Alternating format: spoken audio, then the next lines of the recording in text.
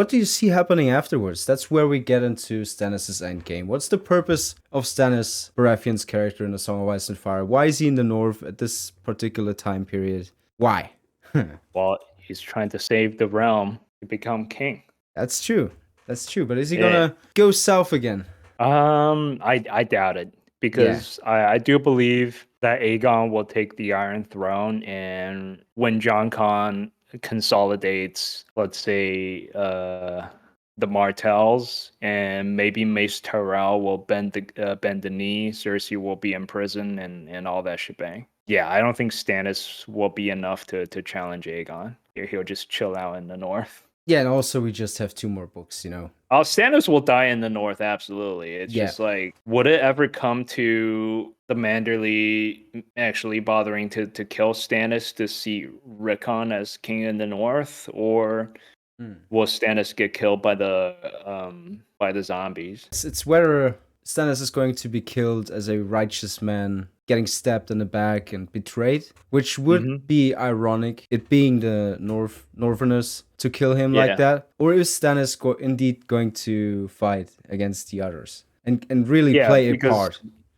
We need a big enough conflict between Stannis and the Northerners for the assassination to happen, right? So it's either he does burn the Weirwood, or he loses Theon or lets Theon go, or it's just the Northerners not bowing down to a Southern king. It's not blind support. Like, it's not support for Stannis. It's all about revenge and all about taking Winterfell, saving Arya Stark, all that. Stannis always planned to see the Stark in Winterfell, so that will have to be like Manderly and the others considering the Northern independence to be more important than anything. I don't think it's currently like that much of a concern. Yeah, Stannis is Stannis, but like, he's not gonna put Richard Horp as the Lord of Winterfell. He's gonna put a Stark there. Yeah, for sure. Yeah, Justin Massey, Lord of Winterfell. Oh, he is very ambitious. Justin Massey is very ambitious. Oh, Massey definitely wants it. It's he either wants Winterfell or he wants the Iron Islands. Or just Asha.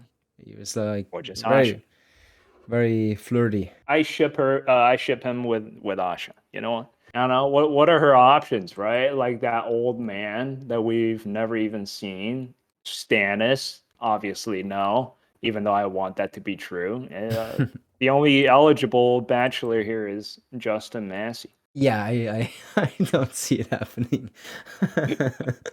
So you don't think that the Northerners are gonna betray Stannis? You think he is gonna play a part in the war against the others? I think they'll reach some kind of a compromise, because like Stannis in the North is fairly flexible,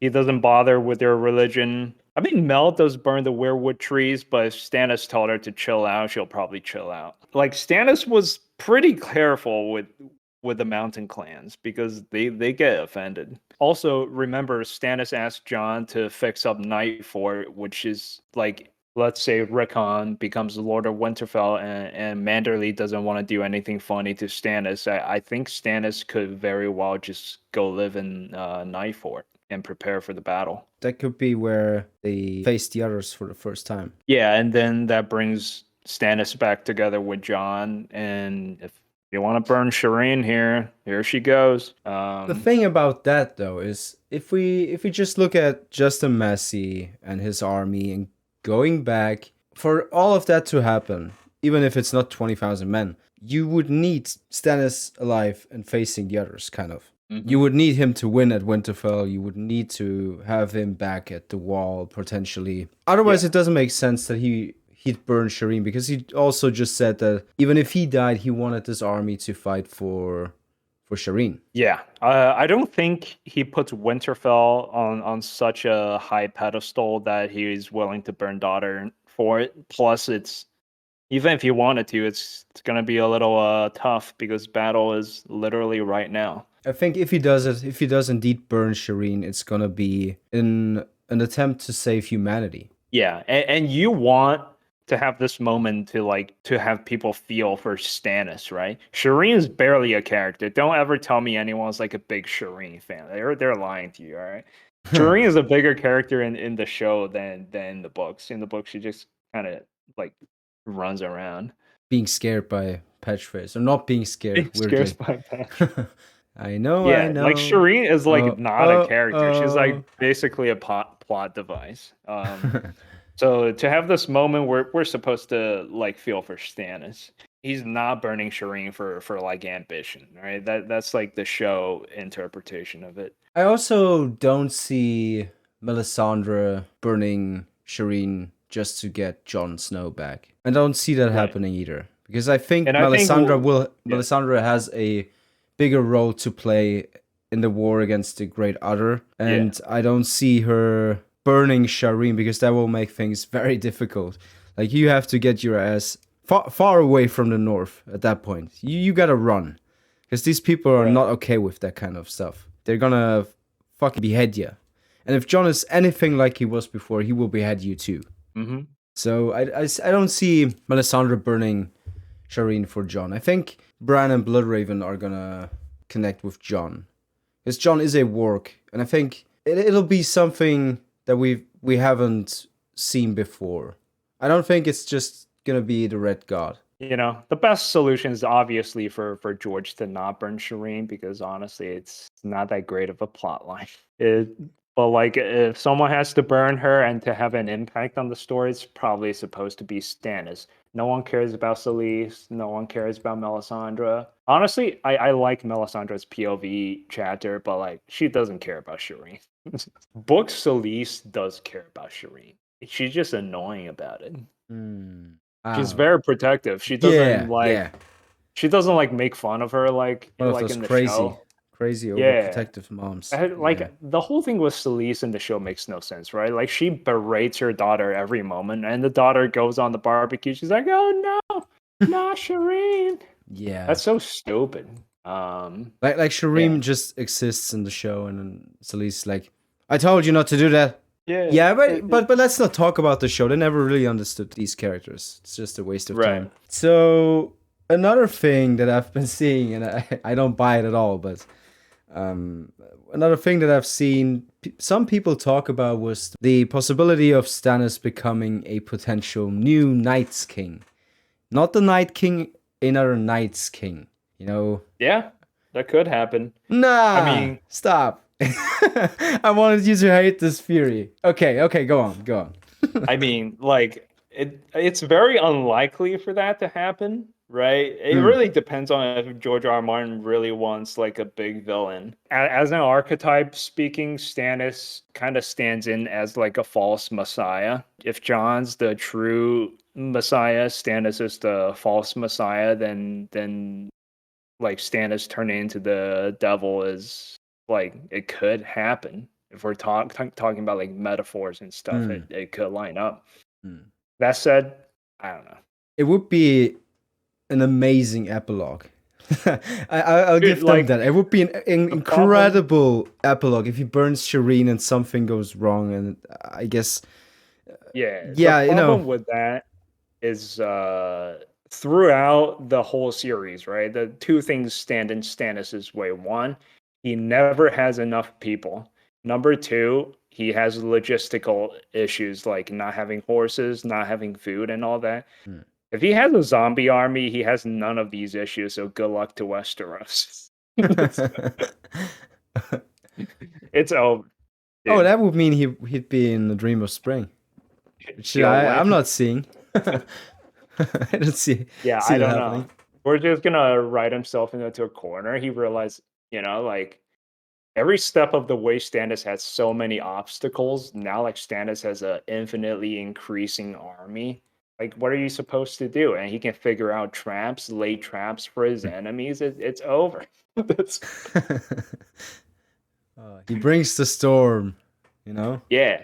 As a naval commander, he manages to make the zombies construct a ship, It's ice spiders on it, and giants, and grumpkins and snarks. Yeah, zombie Stannis and Euron have round 2 in the I think I think if we're talking about like something like a Night King character, if we're talking about one big baddie, that's gonna be Euron Greyjoy in the end game.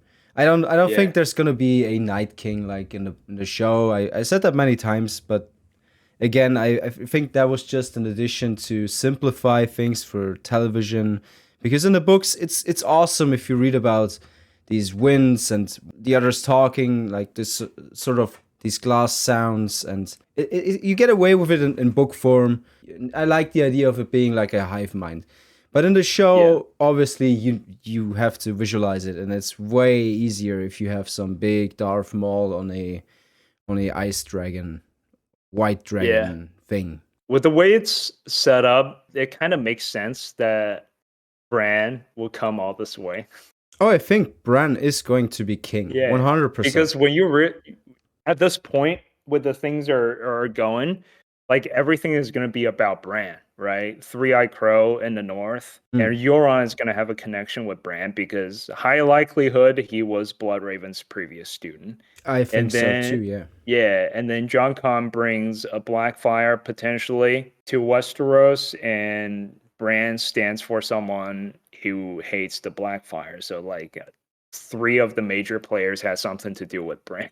Yeah, I mean, we're joking about Bran came all this way, but all of these point of view chapters, and I talked about it in my previous video, people complaining about it, and it's all gonna Yeah. be so rewarding if we finally get to the good shit, when it all comes Yeah. crashing down. Because we skipped all the Aegon, we skipped the cool parts of Euron, so like a lot of potentially Bran's endgame makes no sense. But if these things are present, then yeah, a lot of things are going to be about Bran.